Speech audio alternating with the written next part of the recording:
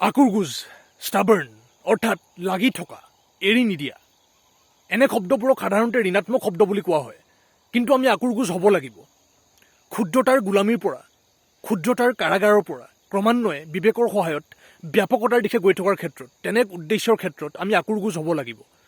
শৰীৰ, মন আৰু সমাজ নামৰ ভিৰৰ ফালৰ পৰা বিভিন্ন ধৰণৰ চক্ৰান্ত চলি থাকিব আমাক ক্ষুদ্ৰতাৰ কাৰাগাৰৰ মাজতেই সুমুৱাই থোৱাৰ বাবে। বিভিন্ন পথভ্ৰষ্ট কৰাৰ চক্ৰান্ত চলি থাকিব সেই উৎসবোৰৰ ফালৰ পৰা।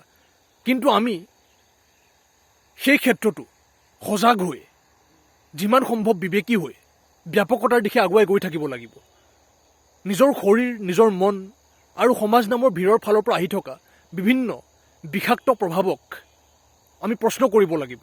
সেইবোৰৰ বিৰুদ্ধে এক বিবেকী বিদ্ৰোহ আৰম্ভ কৰি আমি শাৰীৰিক আৰু মানসিক বিভিন্ন ক্ষুদ্ৰতাৰ, ক্ষুদ্ৰ অভ্যাসৰ গোলামীৰ পৰা ব্যাপকতাৰ দিশে গৈ থাকিব লাগিব।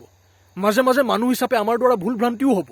সেইবোৰৰ পৰাও উচিত শিক্ষা লৈ নিজৰ জীৱনৰ বিভিন্ন বিষৰ পৰাও উচিত শিক্ষা লৈ সেই বিষক ইন্ধন হিচাপে প্ৰয়োগ কৰি ক্ষুদ্ৰতাৰ পৰা ব্যাপকতাৰ দিশে গৈ থাকিব লাগিব। সেই ক্ষেত্ৰত আমাৰ যি অনুভৱ হ'ব, সেই অনুভৱৰ পৰা আমি উচিত বুজনি লৈ আগুৱাই গৈ থাকিব লাগিব। আকুৰগুজ হ'ব লাগিব সেই ক্ষেত্ৰত, সেই যাত্ৰাৰ ক্ষেত্ৰত, সেই প্ৰয়াসৰ ক্ষেত্ৰত, সেই উদ্দেশ্যৰ ক্ষেত্ৰত। নহ'লে বিভিন্ন অজুহাত দেখুৱাই বিভিন্ন ক্ষুদ্ৰতাৰ কাৰাগাৰৰ মাজতেই গোলাম হৈ সোমাই থাকিম। এইদৰে অজুহাত দেখুৱাই থাকিলে আমি সাৰ্থকতাৰ পৰা যথেষ্ট দূৰতেই থাকি যাম। আমি অজুহাত দেখুৱাই থাকিলে নহ'ব। বিবেকৰ সহায়ত আকুৰগুজ হৈ নিজৰ সঠিক ব্যাপকতাৰ দিশে যাত্ৰা চলাই যাব লাগিব।